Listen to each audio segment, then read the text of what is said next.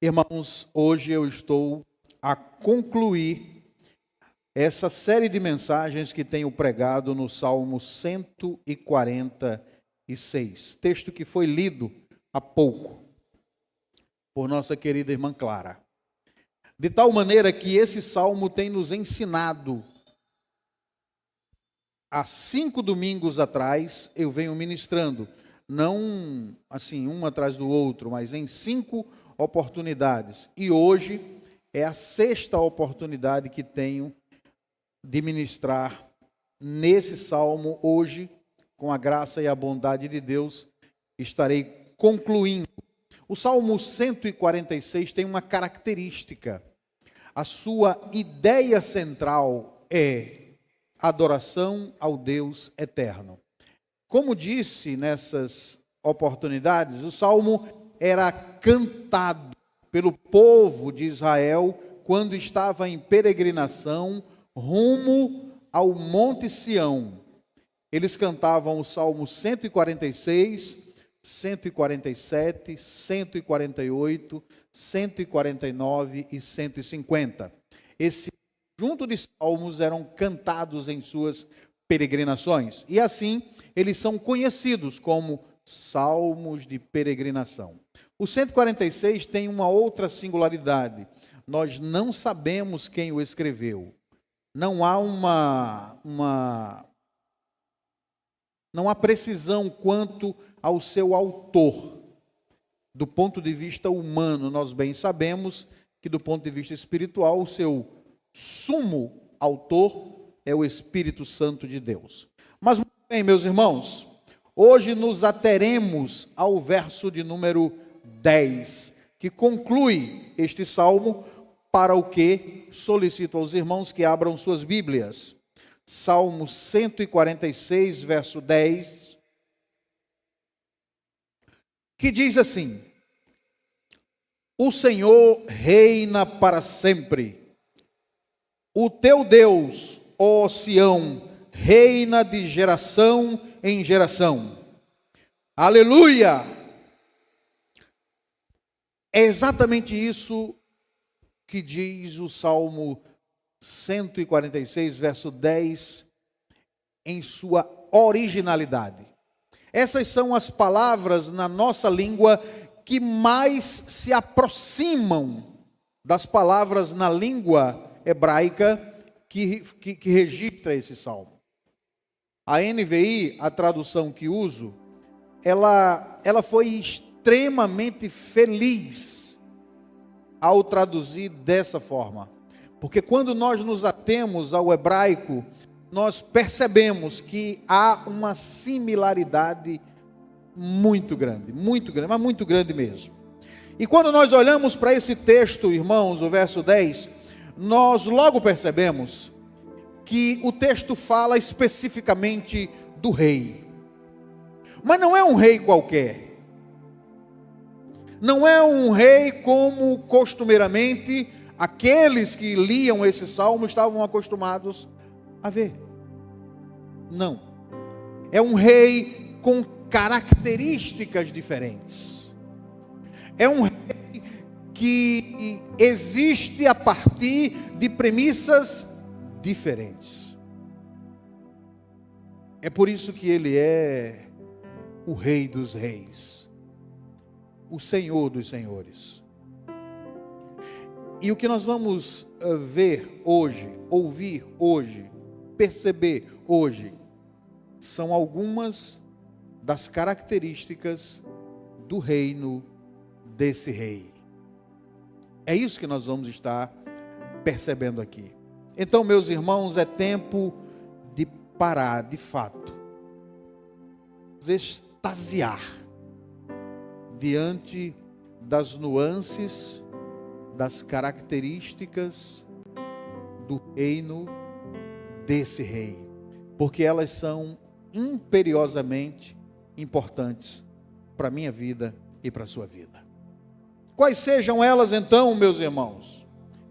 A primeira grande característica que eu vejo nesse salmo, nesse verso 10, que dizem acerca do reino desse rei é que o seu reino é eterno. Eterno. E isso começa a singularizar esse rei. Isso começa a mostrar esse rei como um rei diferente de todos os outros reis. O seu reino é eterno.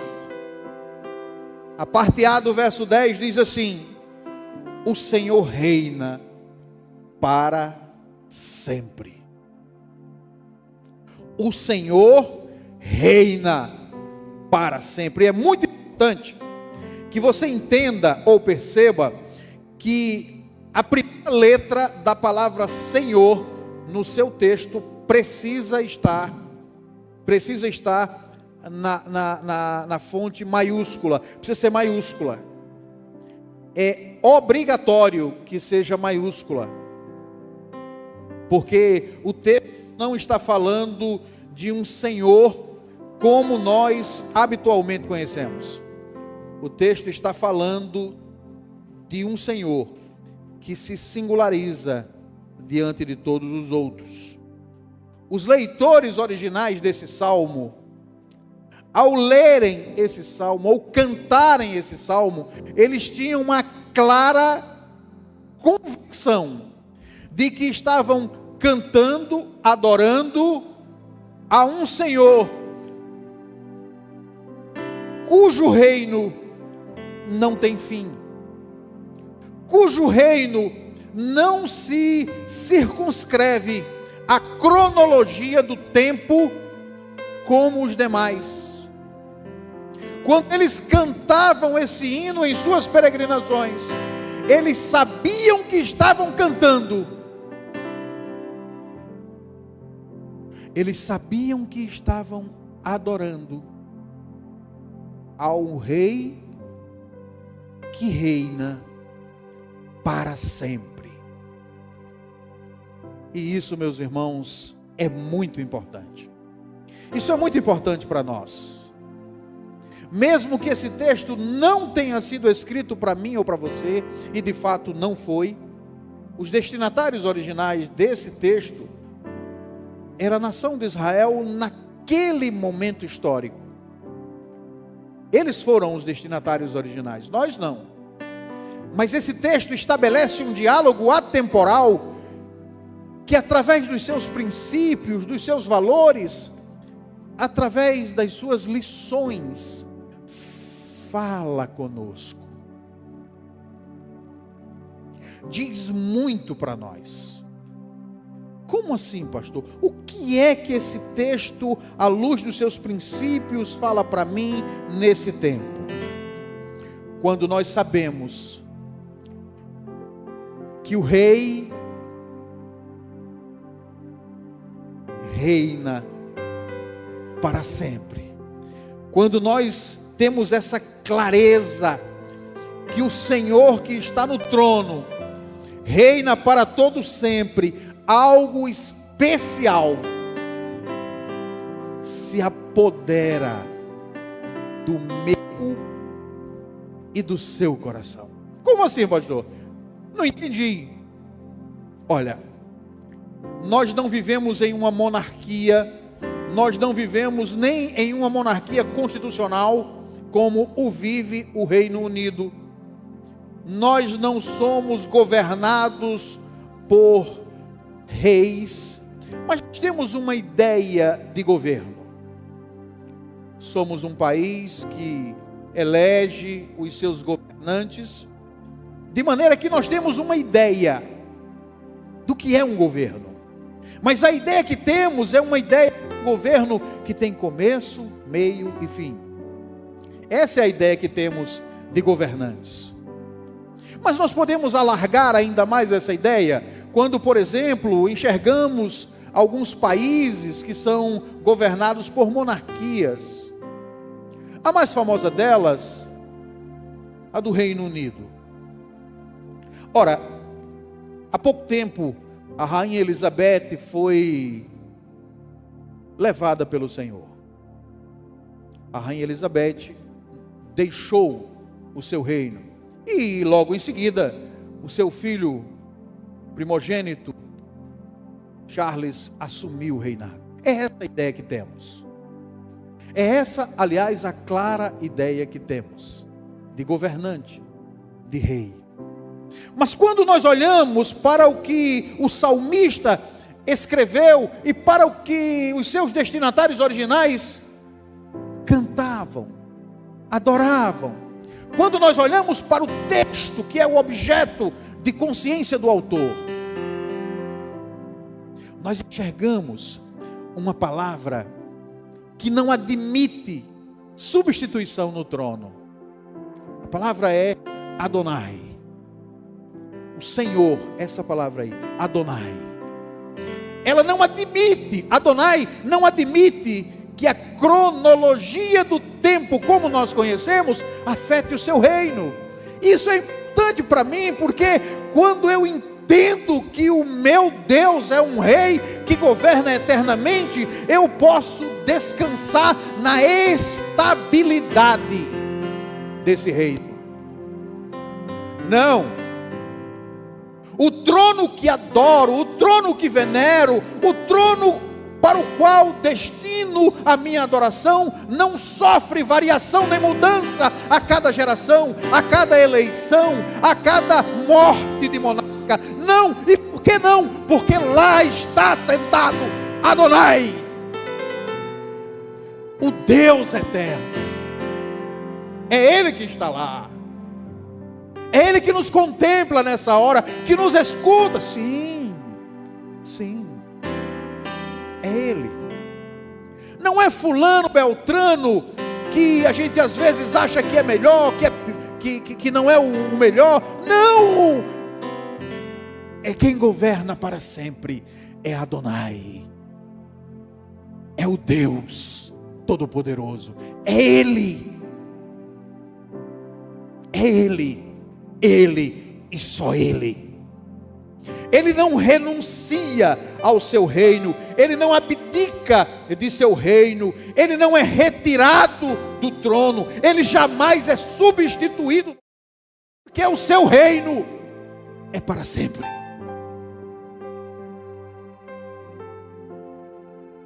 Isso traz estabilidade para a nossa vida.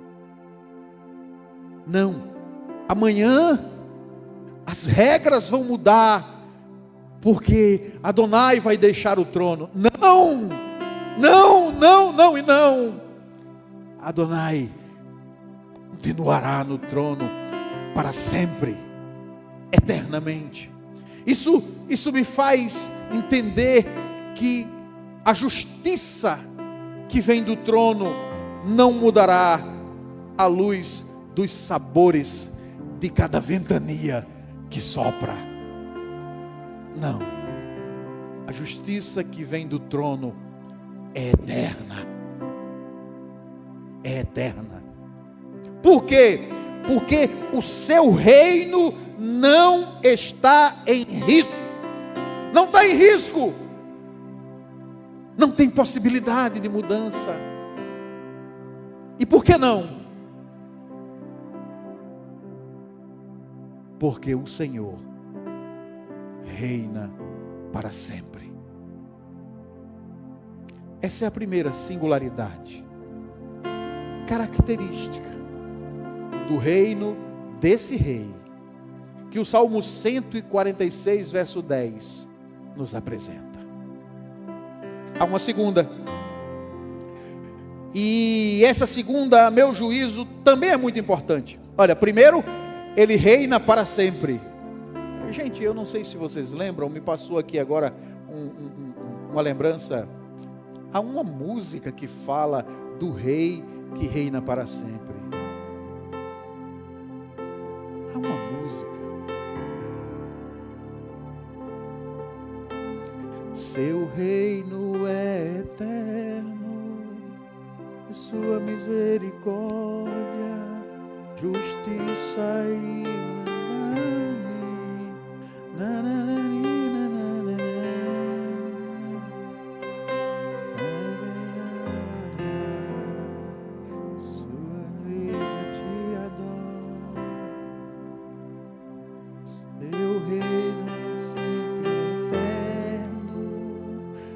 de misericórdia.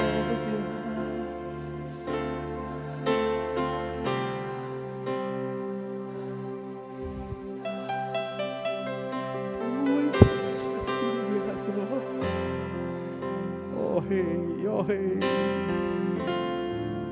te adoro. Fala, Senhor.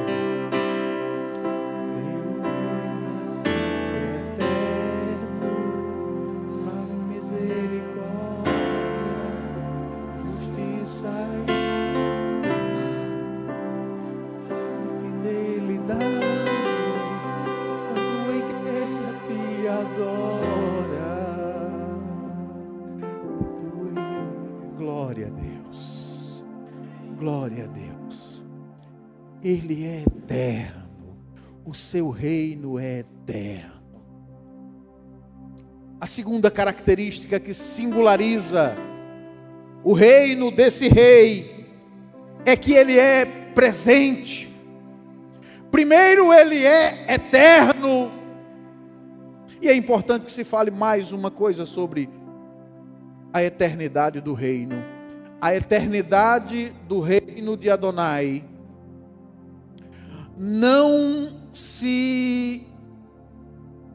deve ser entendido como a eternidade que nós contemplamos, que nós entendemos. Como é que nós entendemos eternidade? Nós entendemos eternidade futura. Algo eterno para a gente é algo que nunca vai ter fim.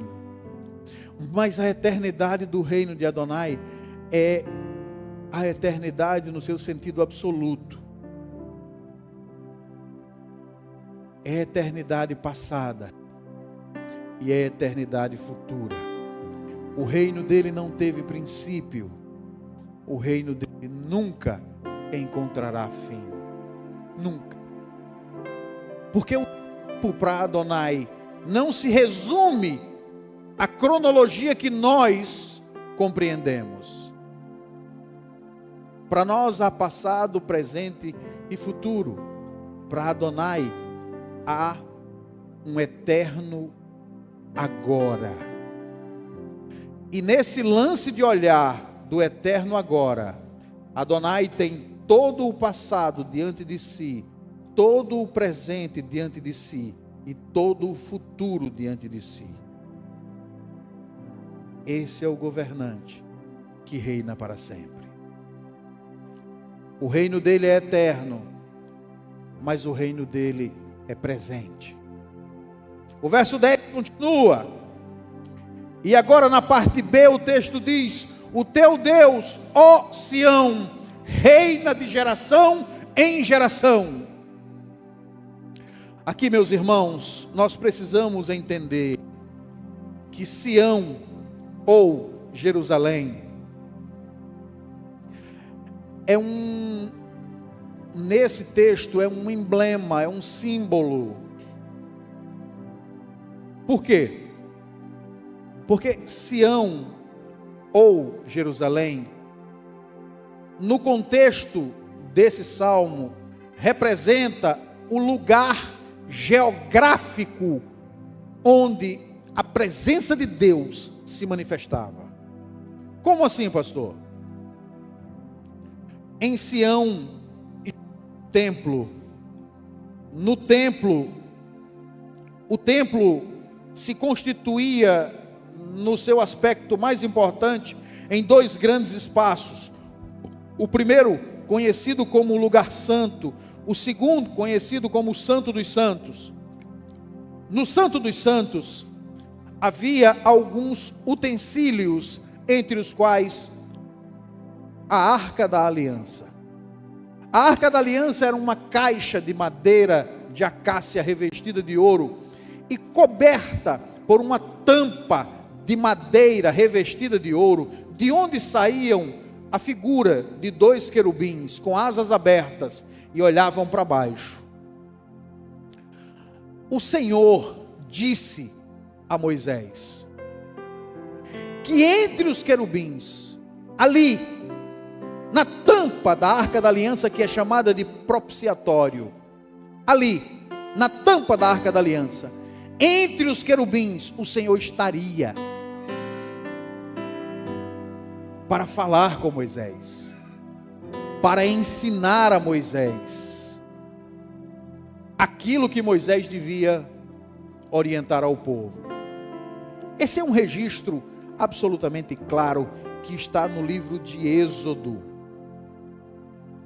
no capítulo 25 e no verso 22. O texto diz assim: ali, sobre a tampa, no meio dos dois querubins que se encontram sob a Arca da Aliança, eu me encontrarei com você e lhe darei todos os meus mandamentos destinados aos israelitas.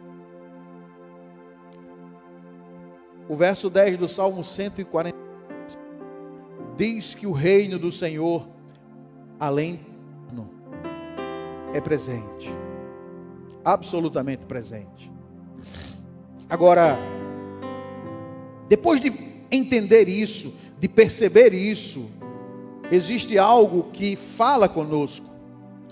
Há um diálogo, como disse há pouco, há um diálogo atemporal do texto conosco, e nesse diálogo nós precisamos compreender algo fundamental, para que a gente não saia criando histórias da carochinha. O que é? Olha só, meus irmãos, após o advento da nova aliança, após o sacrifício de Jesus, após a obra salvífica de Jesus na cruz do Calvário,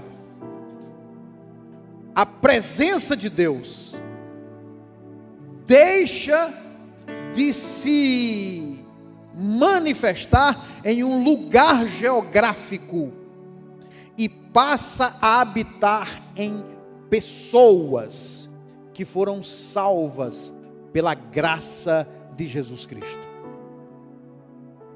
O apóstolo Paulo nos ensina com todas as letras essa verdade.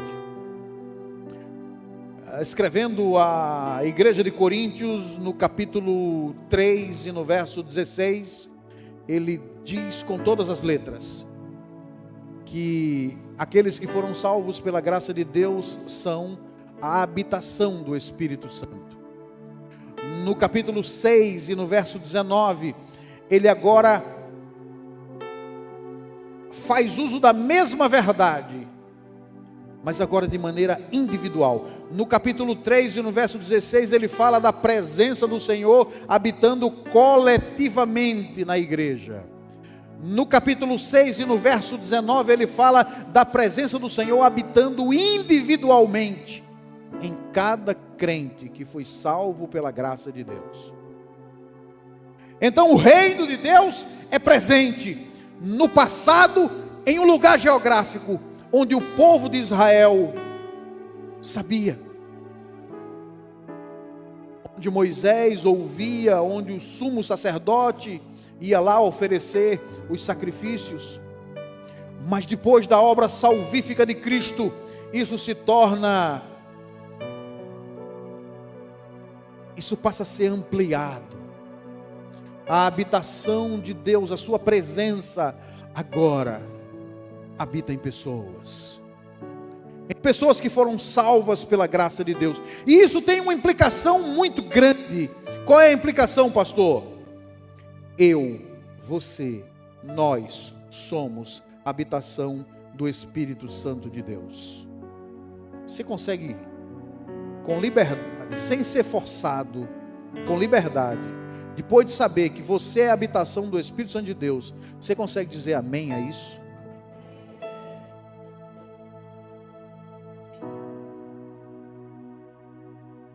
Aonde eu vou, aonde você vai, aonde nós vamos, a presença de Deus se faz manifesta. Agora, nós precisamos entender as implicações disso.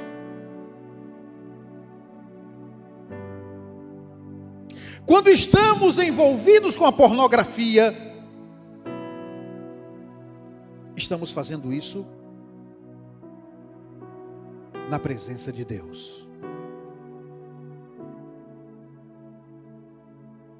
Quando estamos envolvidos com atos ilícitos, estamos fazendo isso na presença de Deus. Quando nos envolvemos com questões que são vergonhosas, escandalosas, por mais secreto que nos pareça ser, estamos nos envolvendo com essas questões na presença de Deus.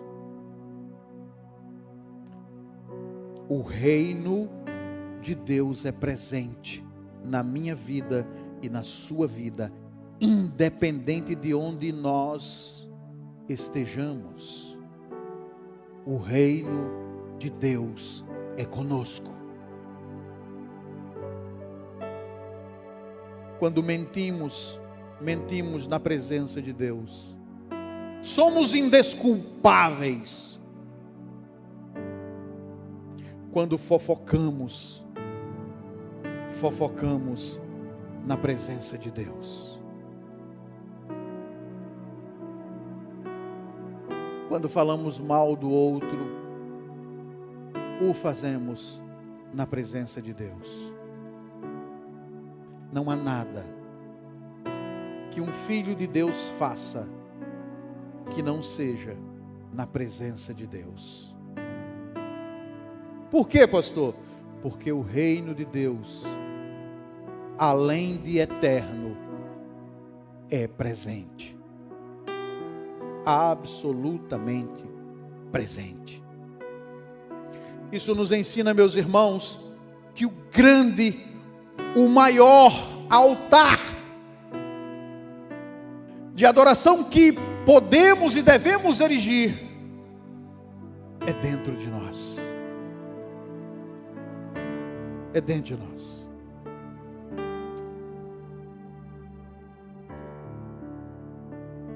Não vai adiantar nada, gente, performance religiosa.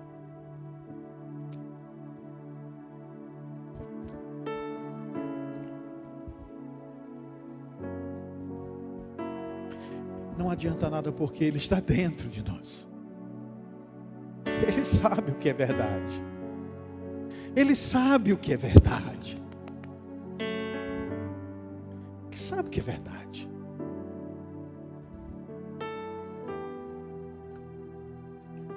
O que nos resta então, diante de um rei, cujo reino é eterno e é absolutamente presente?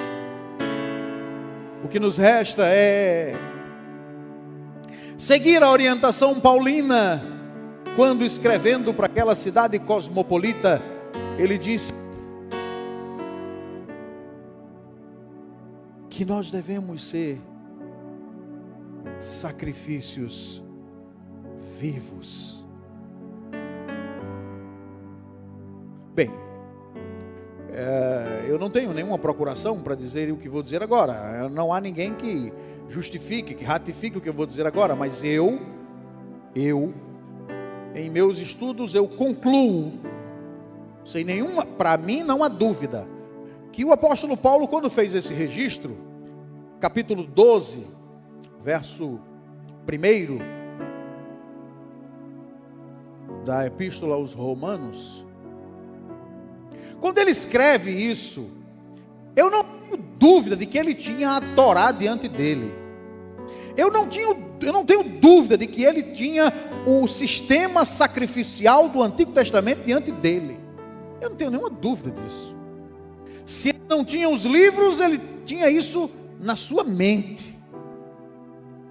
Porque é disso, ou melhor, é isso que ele está contrastando.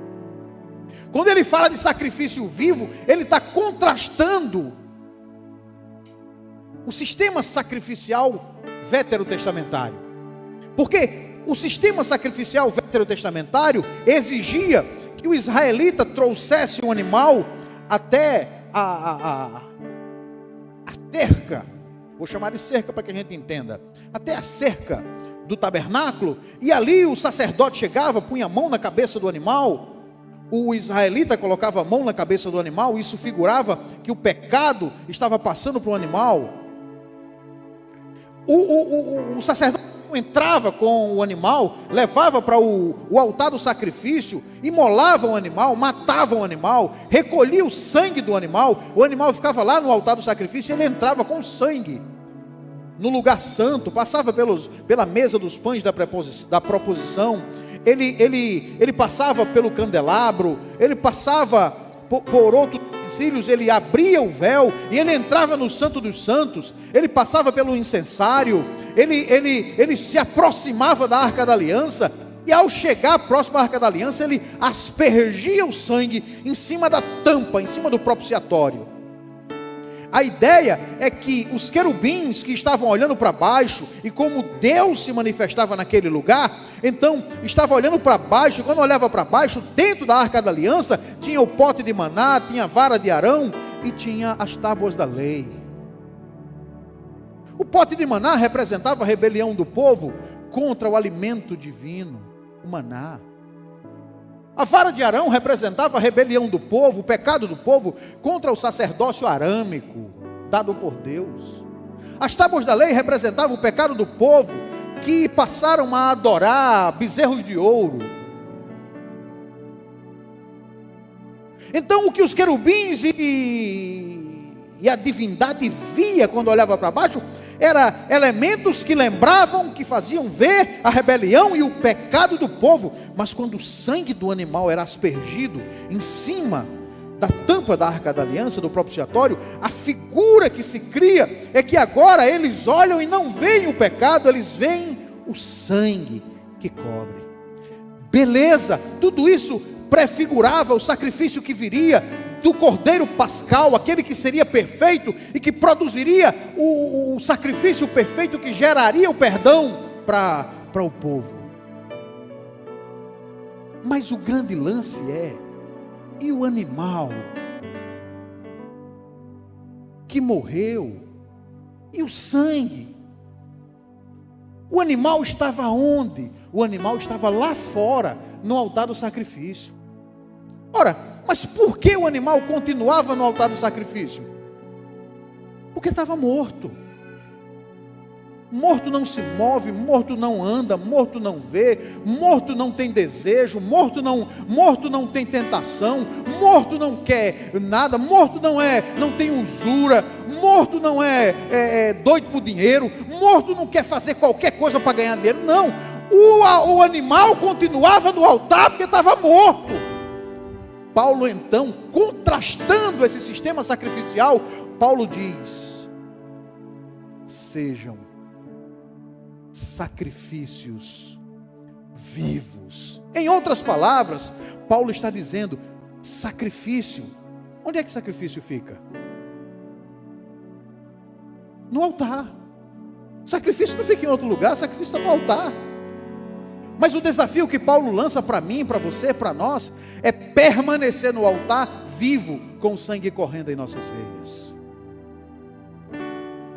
com o desejo por uma outra mulher, com o desejo por um outro homem, com vontade de roubar, com vontade de se envolver em corrupção, com vontade de ganhar dinheiro fácil, com vontade de enganar fulano, de enganar Beltrano, com vontade de fazer isso, fazer aquilo, permanecer no altar assim, vivo, com o sangue correndo nas veias. Esse é o desafio. Esse é o desafio de vender um produto que não presta e receber o valor de um produto perfeito. Esse é o desafio. De fazer um plágio em um trabalho acadêmico, porque é mais fácil. Eu não tenho que sofrer. Eu tenho acompanhado o sofrimento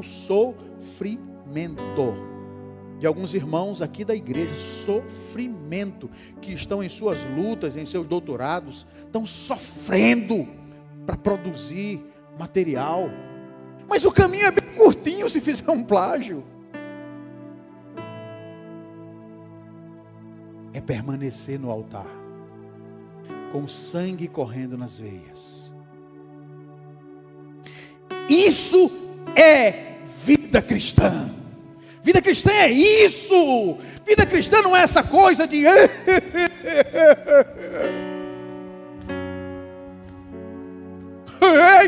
eis que o Senhor faz isso, faz. Para com isso. Isso é fantasia. Isso é uma maneira que encontraram de iludir os incautos cristãos. Isso não é vida cristã. Vida cristã, ela é experimentada nas lágrimas que caem para produzir 1, 2 linhas de material acadêmico, mas não plagiar. Vida cristã é vivida, é experimentada, é produzida em levantar cedo para ir ao trabalho, para ganhar o seu dinheiro honesto. É sair essas estradas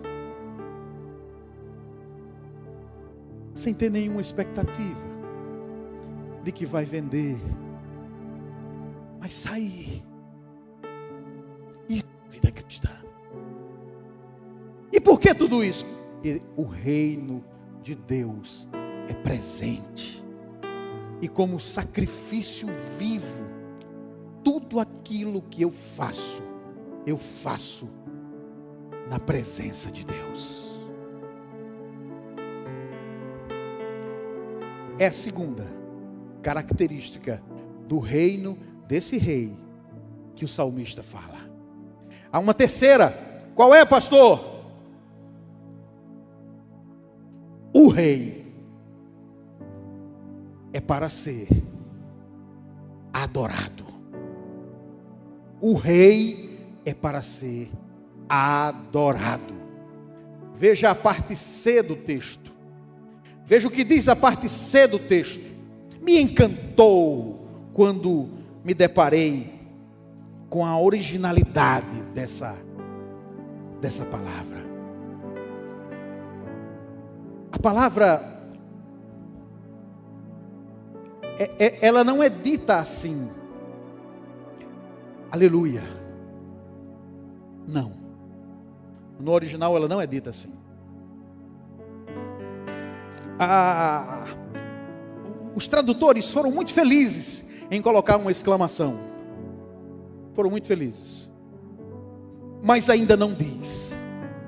Ainda não diz o que o hebraico de fato diz. A ideia é essa. É que eles estão em peregrinação e que quando eles chegam nessa parte, é como se eles parassem, sabe? É como se eles parassem e todos se voltassem para Deus e em um grito de júbilo, de extremo júbilo, eles em uníssono, eles dissessem, aleluia! É algo que é plenos pulmões. Aleluia! É uma forma de elogiar que nós, em nossa cultura, eu não encontro comparativo. É um elogio extremo. E meus irmãos, é assim que ele conclui a narrativa. É desse jeito, com uma intensa expressão de elogio ao seu Deus, porque como nós conhecemos a palavra aleluia, ela nada mais é do que uma expressão de elogio a Deus. E é isso que tem faltado muito para a gente. Elogio. A gente pede muito, né? Nós somos os meninos pidões de Deus. Os meninos pidões de Deus. A gente quase não elogia Deus. A gente quase não fala dos atributos de Deus. Quase não fala. Muito bem, meus irmãos, é assim que ele conclui. E esse é o desafio que urge para mim e para você. Esse é o grande desafio. É um desafio que nos faz olhar, que nos faz ver, de fato, Deus sendo adorado. Agora, nossa adoração, por vezes, ela é muito nominal. Ela é muito nominal. Tipo assim, eu vou para a igreja adorar a Deus. Mas aí na igreja, o que ocupa a minha mente são as contas que eu vou pagar. O que ocupa a minha mente é os problemas que o meu filho está me dando. O que ocupa a minha mente é o erro que o meu marido cometeu, ou que a minha esposa cometeu. O que ocupa a minha mente é o problema que ainda não aconteceu, mas que amanhã vai acontecer. E eu não estou adorando a Deus. Eu estou adorando a criatura, ao invés do Criador. E esse é o grande desafio que o salmista lançou para eles. Olha, essa expressão de elogio que eles faziam era uma expressão de exposição. Eles não tinham vergonha. Eles não tinham vergonha. E nisso nós precisamos aprender muito, porque às vezes nós temos vergonha de expressar nossa sincera adoração a Deus. Às vezes nós nos envergonhamos. Eles não tinham vergonha. Eles gritavam a plenos pulmões. Precisamos, de fato, meus irmãos, aprender com isso.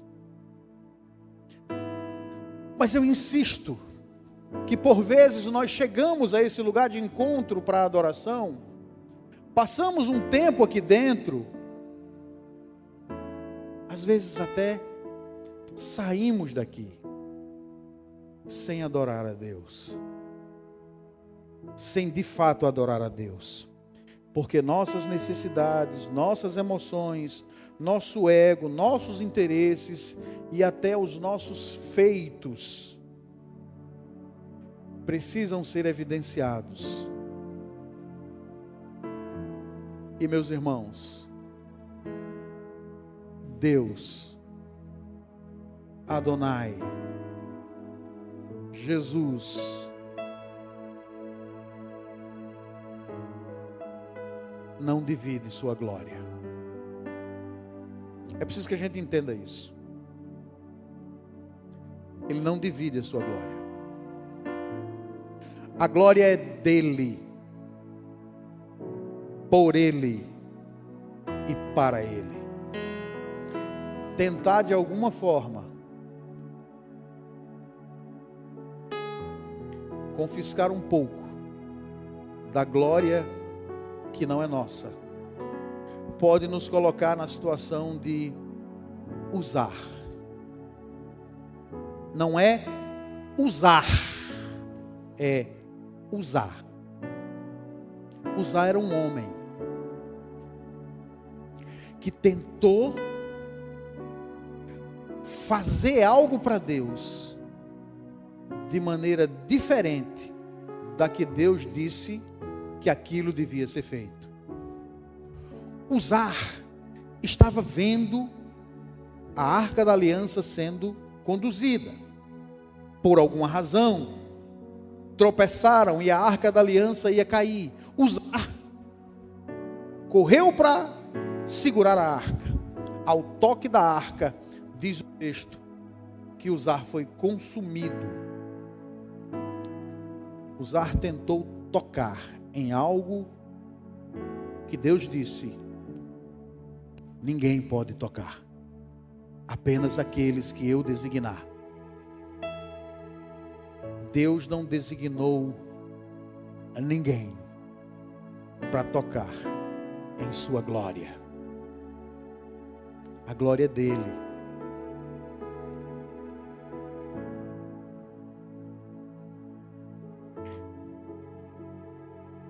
Então, quando nós chegamos a esse lugar, quando nós passamos algum tempo aqui nesse lugar, e quando nós não adoramos a Deus, Deus não tem nenhuma alegria em nós. Não. Deus sabe das nossas necessidades. Deus sabe até onde podemos suportar. Deus sabe. E Deus vai chegar com a providência necessária na agenda dEle, no tempo dEle. Mas Ele não admite que outra pessoa ou outra coisa seja adorada em seu lugar. Deus não admite que outra pessoa ou outra coisa seja adorada em seu lugar. Por isso, eu e você precisamos de fato ser adoradores. E vamos ficar tranquilos. Ele vai cuidar de nós. Ele vai cuidar de nós. Sim, Ele vai cuidar de nós. Então, meu irmão, minha irmã, ao sair por aquela porta hoje, ao sair por aquela porta, ao concluir esse tempo de culto, ao ir embora, nós precisamos sair desse lugar conscientes. Primeiro, que o reino do nosso Deus é eterno, não tem fim. Depois, que não adianta, não adianta. Onde eu estiver, faça eu o que fizer. O reino dele é presente. Eu vou estar lá. Seja no lugar mais secreto que eu imagine, seja no lugar mais público que eu imagine, eu estarei sempre na presença dele.